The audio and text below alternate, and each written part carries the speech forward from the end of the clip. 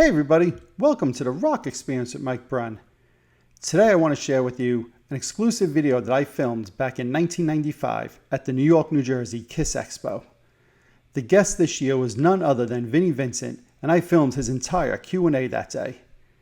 Now I always enjoy going back and listening and watching these old interviews, and I love to see and hear how stories have evolved and changed over the years. This was also interesting because we had no idea at this time that Vinnie Vincent was going to go underground and not be seen again until 2018.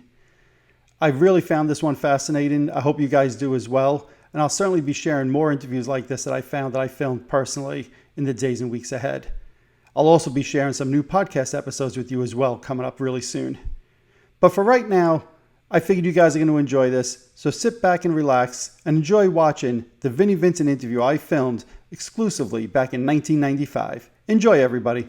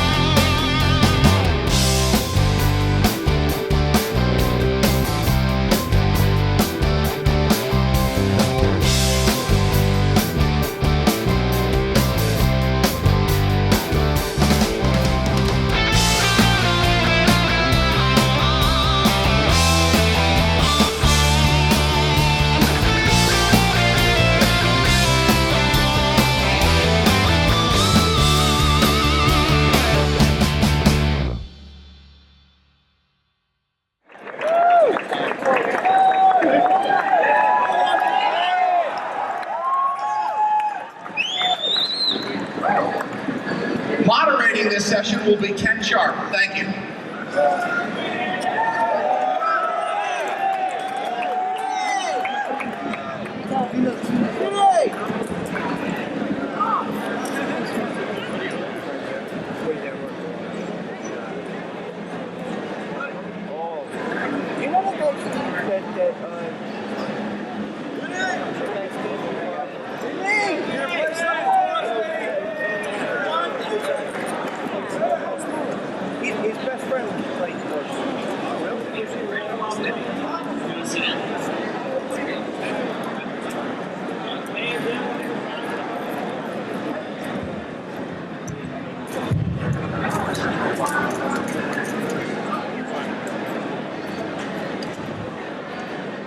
Okay, our first question is, what have you been up to the past couple of years? We haven't heard from you on a musical level, or any level actually. Where you been hiding? I've been recording one hell of a record, I think. And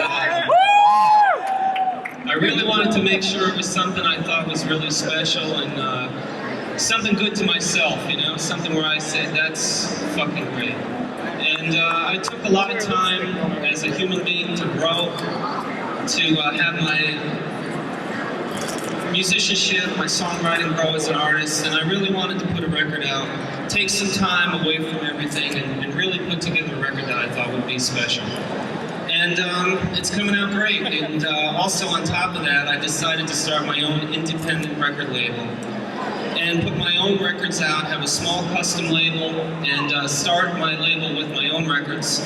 And at that point, maybe as the record company grew, to find other acts that I thought were really good and special and put the records out. So it's been a process, growing process. But it's almost ready to go. The record's coming out really incredible. I'm really thrilled with it. I hate artists that hype themselves and go, everything I do is great, but I think this is something I can comfortably and sincerely say I think you're going to love it. I think it's going to be great. How did you first come to meet Gene and Paul, and how did that lead into writing? How much longer after you met them did you start writing with them? This goes back a long time now. You're asking something that goes back a lot of years. I met Gene first. My memory at that time, I think it was 1981, and I met him through another songwriter that he was trying to write songs with for their new record at that time, which was Creatures. His name was Adam Mitchell. And that's how I met Gene. We hit it off. We began writing together. Gene said to Paul, "You should meet this guy. You should write with this guy. It's going great." And that's how it began. What was the first song you wrote with Gene? I guess he's the first one you wrote with. The first song Gene and I wrote was Killer. Then we wrote I Love It Loud. And we wrote a couple of other songs and also recorded Back on the Streets for the Creatures record. Tell me about Killer. That's kind of an unacclaimed gem. It's actually one of my favorites. Did you like that song? Yeah. Does anybody here know that song?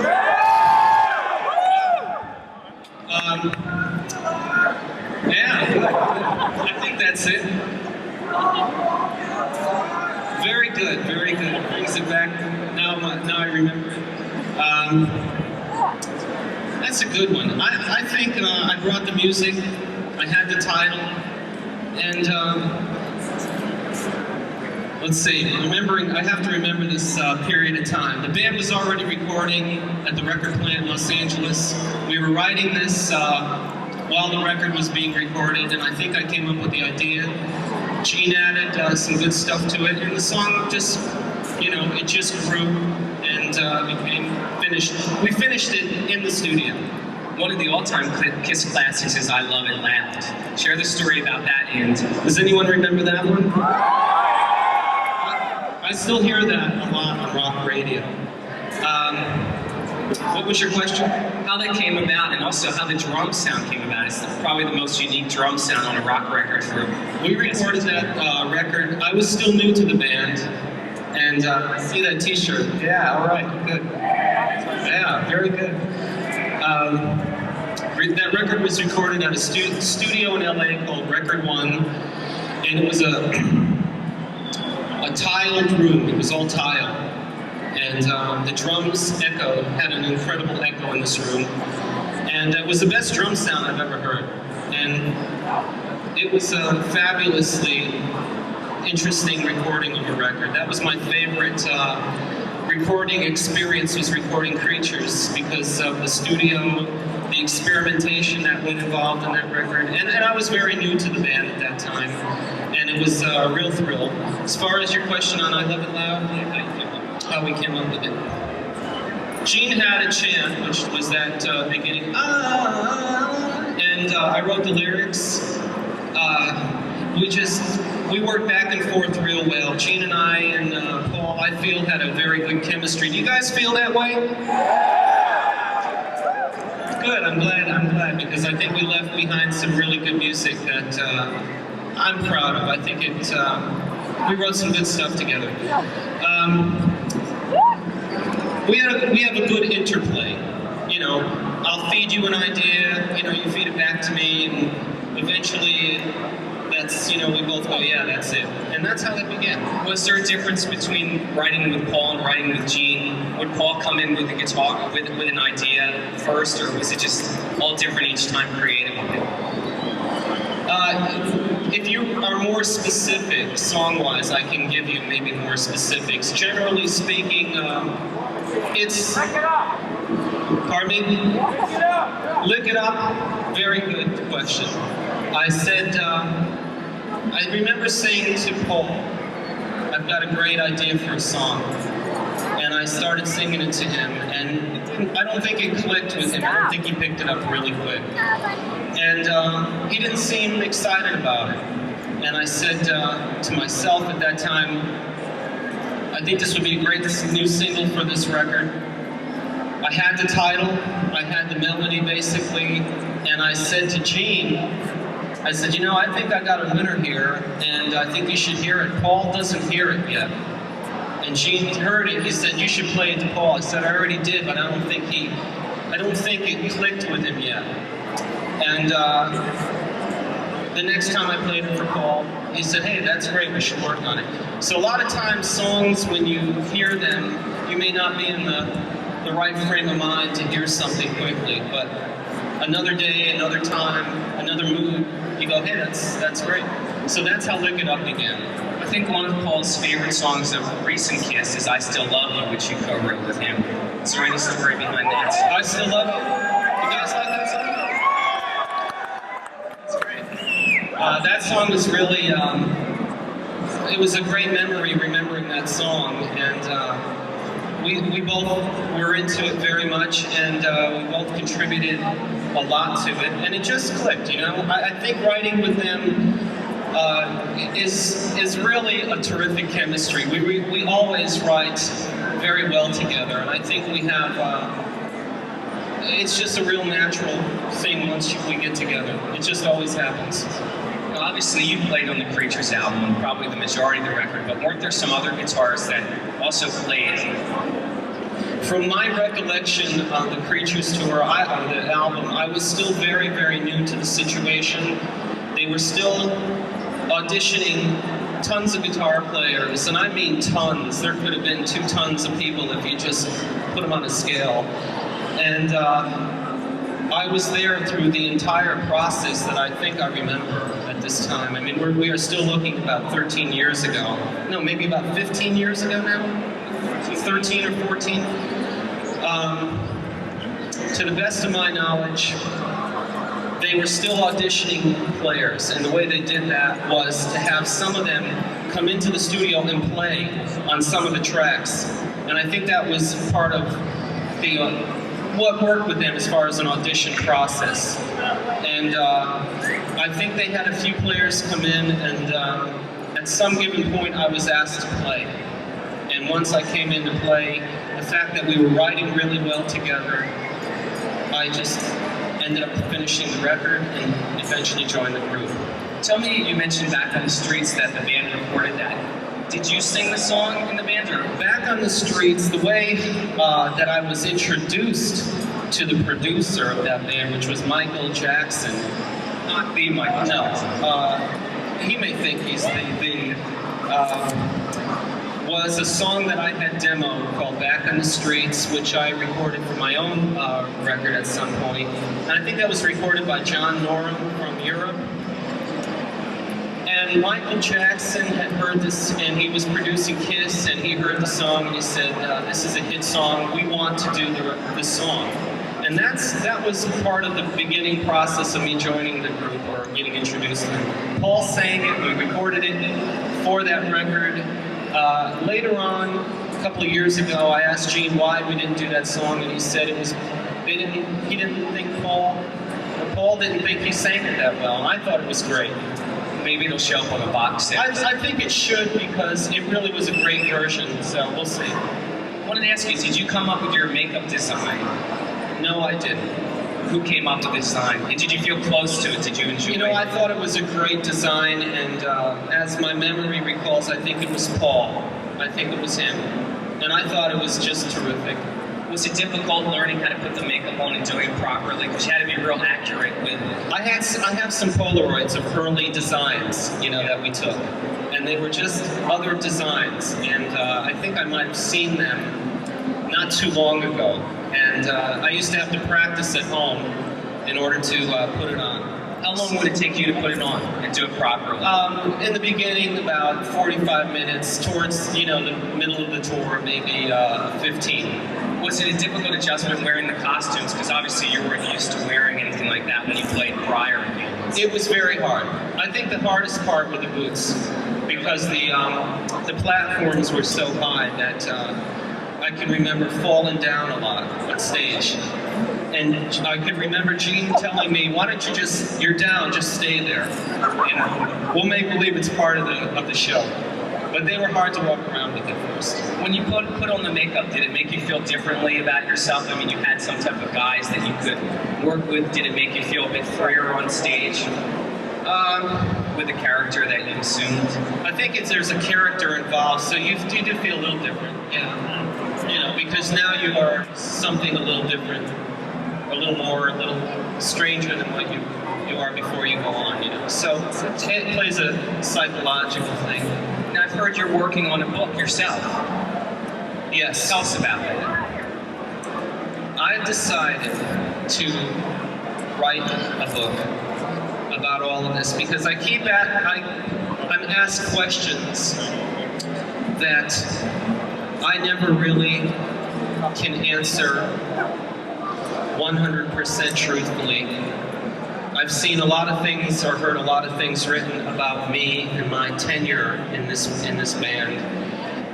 You showed me some questions that I've looked at and said, this is impossible. And I decided to write a book to tell the truth. And there's a lot of things being said. They're very manipulative in press, and I figured this is the time to really tell the truth.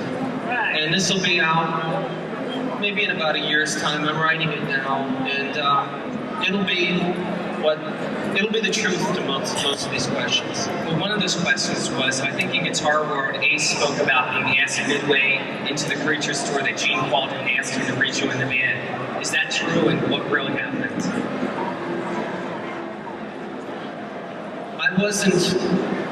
I'm not around when people make telephone calls privately, but I was told, I don't know if this is true, but what I do remember Gene telling me was that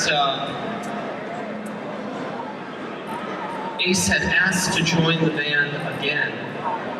This is what he told me. I don't know where the truth is there, I really don't know. But he had asked to join the band, and they said no. And I remember how the question was asked. And said it was, I think Gene said to me, we were walking down a New York street, it was late at night, and he said, Ace asked to join the group again. And I said, well, is he going to come back? He says, no. And it was as simple as that. Did you ever meet Ace? I met Ace once. Yeah, one time I met Ace. He seemed like a very nice guy. We got on very well. It was a very short conversation. I don't think I've ever run across Ace again. And I think I met him first as I joined the band. He wished me luck and said, have fun, good luck, and that's about it. Do you have any recollections of the Creatures tour? What was that like for you? Obviously, it was putting you on the line. It was your first time in the band and a major stage show, as well as performance. What was very hard for me was taking the place of someone that fans really loved. And it's a really hard thing to do, to be the new person, unknown, and to walk into someone's shoes, literally, that is loved by so many people. And I did not want to take anyone's place. I was just there because I was asked to be there, and hope that I could give the fans my best, and hope that they would be happy with me. But that memory was a big memory for me because it was a brand new experience and it was very intense. It was also a lot of fun. We learned a lot. We had some great tours, great shows. Rio was a great tour, a great show. And I think at first, the shows were very tentative because I was still learning the show, and it was pretty difficult. But then as we got to know each other and the tours went on, it got better and better and better. So it was fun. You mentioned Rio, which was the last show that Kiss performed with the makeup. Did you guys know beforehand that it would be the last show? Was it a relief to you as well? Not necessarily a relief, but we did know it was the last show with the makeup, and there's some things you can put into words and some you can't. Rio was really hard to put into anybody's words, but it was pandemonium like you've never seen. It was adulation like you've never seen. It was probably the biggest rock show for one band that you can ever imagine. So it was wonderful. Kiss officially took their makeup off on MTV, and I wanted to see what was that like for you guys, and was there maybe a little trepidation, maybe a little second guessing that maybe we shouldn't be doing this, or was it just all for one, let's do it? What's your first question? No, what's your memories first of taking the makeup off on MTV, official? For me, it wasn't that major because I had only done it a short time. But overall, I think it had to be done. I don't think the Creatures tour was successful. I think the band needed to change. There were a lot of changes going on within the band. MTV, I think, people were a little nervous. It was, you're telling a lot, by doing this. And I think it worked real well. I was going to ask you about the Lick It Up cover, because there's been a lot of things spoken about where the band just showed up and said, okay, we were going to wear the makeup today, but we feel good about ourselves. Let's just leave it off and see how the photos turn out. What are your recollections of that? I remember that cover. We did a lot of trial covers for Lick It Up. A lot of different settings without makeup. So that's not true. There were, you know, we were all, you know, the makeup was off. No one decided to let's try coming in as a lark to see if that, you know, this is going to work. It's rumored that Rick Derringer played lead guitar in Exciter. Is that true? That is true. Why did he play? I don't think Gene and Paul liked what I played on that song. And I did. I loved it. I thought it was one of my best pieces. And for some reason, that angered me quite a bit because I wasn't told about it until after it was done. But that is true. And I liked what I played better than what ended up on that song.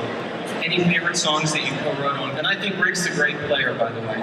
Do you have any favorite songs that you co-wrote on Lick It Up? I like $1,000,000 I think that's a good one. It's been so long, and there's been so many songs written since then, so it's really hard to remember songs. I think that was a really great time period of, you know, of creativity between us, and I think they were all good. I remember it all as a general memory, you know, writing the whole record. What's the craziest experience you've had with a fan while you were a member of KISS? Either on the road or off? Craziest what? Experience.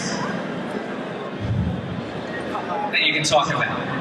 I think they're all a little bit crazy, you know? There was all some little twist to everything, but generally everybody's been pretty cool. It's been real nice. People are very nice, and they're all good memories, you know?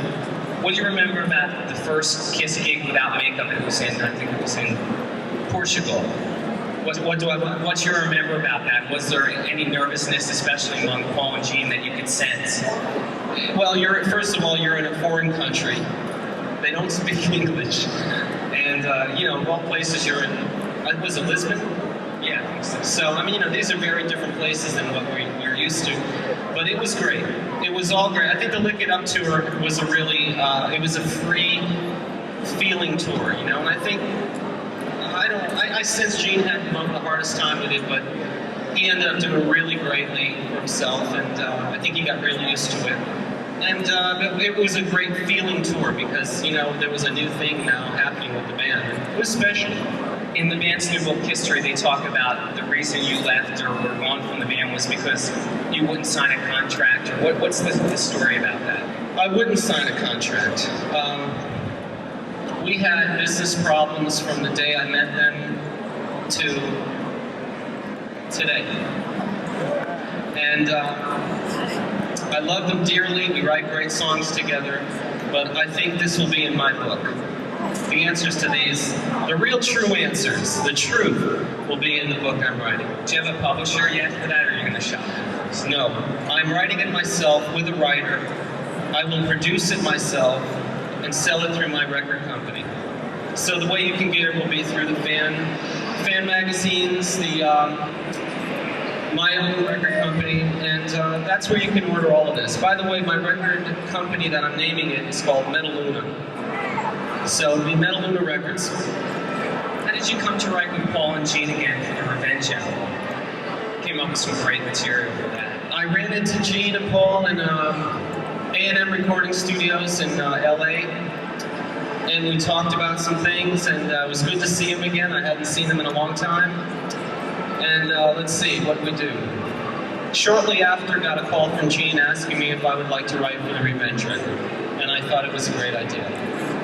What do you think of the tracks you guys came up with? Because I think Revenge is probably their best album for a while. What do I think of them? Let's see. And why didn't you play on the record? Just maybe guessed. Were you asked? These are stories that have to be told properly, but it's too hard to answer these here, so these are part of what I'm writing about. Your question was, what were my favorite songs? I thought Unholy came out great. I Just Wanna, I liked a lot. I left during the writing of Heart of Chrome, so I wasn't there at the finished stage, and I think that could have come out a lot better. Any chance you'll write with KISS in the future?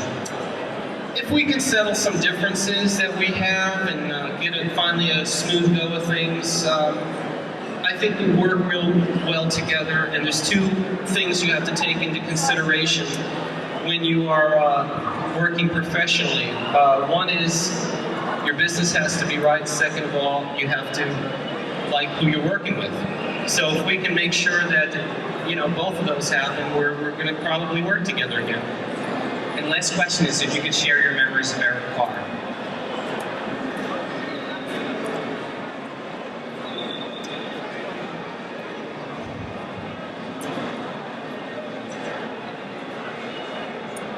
Eric was my friend.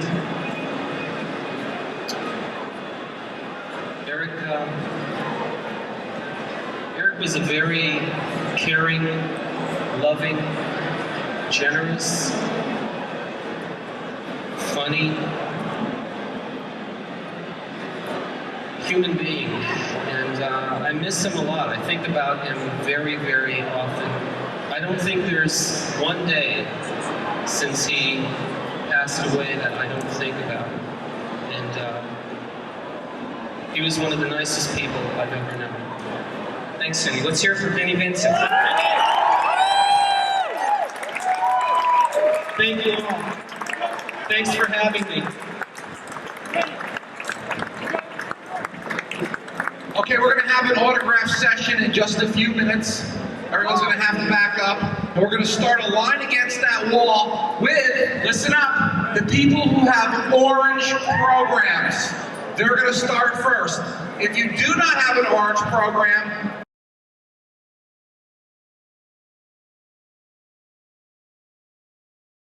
Alrighty, there you have it. I hope you enjoyed that blast from the past of Vinnie Vincent interview from 1995.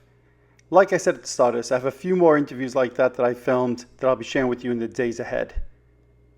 If you're watching this on YouTube, hit that subscribe button below. If you're listening to one of my podcasts, subscribe over there as well. Also, head on over to Facebook and follow my page, The Rock Experience with Mike Brunn, where each and every day we talk about all the rock and roll music that you love. You could also follow me on Instagram and Twitter as well.